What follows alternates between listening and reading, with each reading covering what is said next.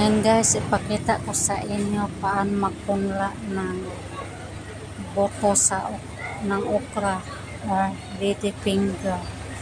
Mag-ikot tayo ng dahon ng saging.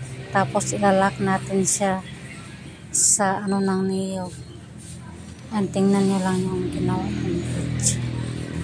Tapos ang nilagay ko is yung balat ng palay. Na yan.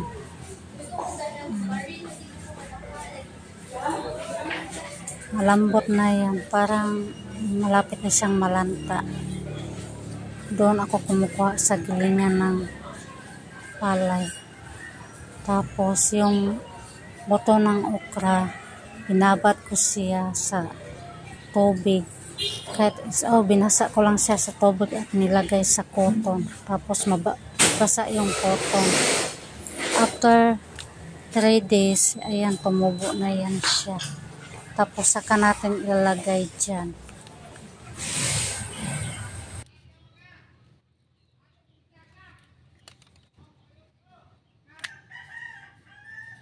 Ganun ang ginawa ko guys, kasi pag diretso ko siyang itinanim, merong iba hindi tumutubo. Tapos yung iba tumubo siya pero nawala na yung niya, yung dahon niya. Iwan ko sino kumakain. Para sigurado tayo, magpunla natin siya. Para pag i-transfer na, kompleto na siya, mayroon na siyang dahon.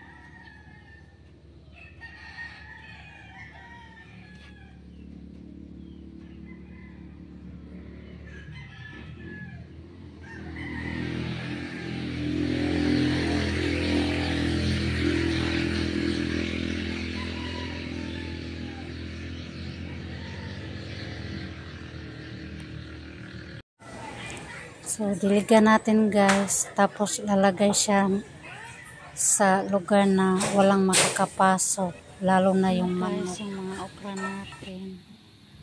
So, ito na guys. Ita-transfer ko na. Tanim na natin dito sa garden ko.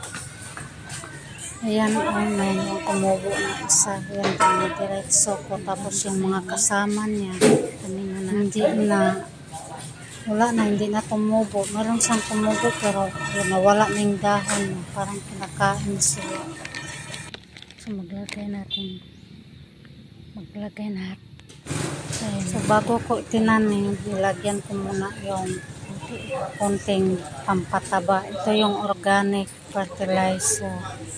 Pampataba siya. Kahit konti lang ilagyan natin. So pwede na natin, hindi natin alisin yung dahon kasi yung dahon may malanta din yan. So ganyan lang guys pag naglipat tayo.